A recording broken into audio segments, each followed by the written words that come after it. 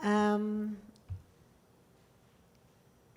there are writers who view their writing as political and as their ability to use words as one of the tools that they have. And there are many, too many, I think, that want to leave the difficult issues on the side. I'm not familiar enough with Palestinian writing. I think that the Palestinians and the Israelis are not at the same stage. Israelis have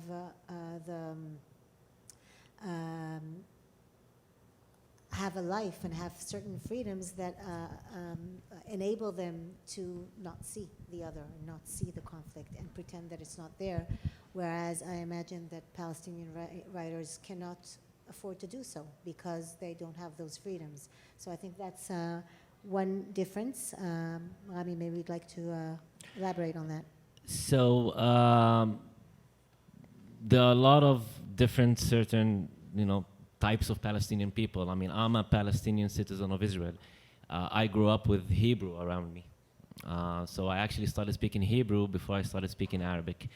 And there are Palestinian writers in '67 in the West Bank, in Gaza, in the diaspora, and in Canada, and the US, Europe. There are writers, Palestinian writers, who write in Hebrew, and quite many.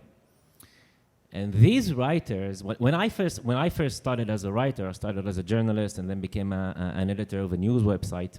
That was back in 2014, and I started writing in Hebrew. I started writing in Hebrew before I started writing in other languages, including English, because I wanted to challenge the older generation of Palestinian Arab writers who are citizens of Israel that, to my view, weren't maybe, I don't want to, courageous enough, or they used a different language when they wrote in Hebrew, as opposed to what Palestinians actually say in Arabic. Now, there are reasons for that, and reason number one is fear. If you criticize the establishment and its own language, you risk a lot of things. First off, you risk losing your job, you risk many things, and maybe even your personal safety. Well, I experienced that. And when I first started doing that, all of a sudden you see a younger generation of Palestinian writers who are citizens of Israel starting to write op-eds in various news websites, even in Haaretz. Nowadays, you see in Haaretz young Palestinian writers who are not afraid to say they are Palestinian in what they write, and they're not just Israeli Arabs. Now, obviously, also in the West Bank and other places, you have different types, all sorts of Palestinian writers. Some of them are leftist, some of them are progressive. Obviously, the most famous ones, like Ghassan Kanafani, for example, my own personal hero, who was a true leftist, because they were resistance writers, they became sort of myths in Palestinian heritage and Palestinian history. But there are also other writers as well.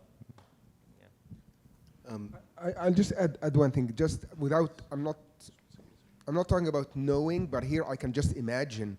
It's very imaginable that an Israeli writer would write a love novel that doesn't touch at all with the occupation or with the Dubai nationalism in the state. But I think for any 99.9% of a conscientious Palestinian writers, that will touch in their story. We're talking here about those living in Israel or in the occupied territories. That will touch on the story somehow or the other. So there is a basic difference here. Yeah. A famous Palestinian filmmaker told me once, if you want to write a story, like a fiction story, just never write directly about the occupation. Just write a love story, write a love story, write a horror story, whatever. Trust me, the occupation will be there. You just can't escape it. But with Israeli writers, with a lot of them, I think with most of them, that's my impression, the occupation doesn't exist. The biggest injustice from the river to the sea just doesn't exist in their work.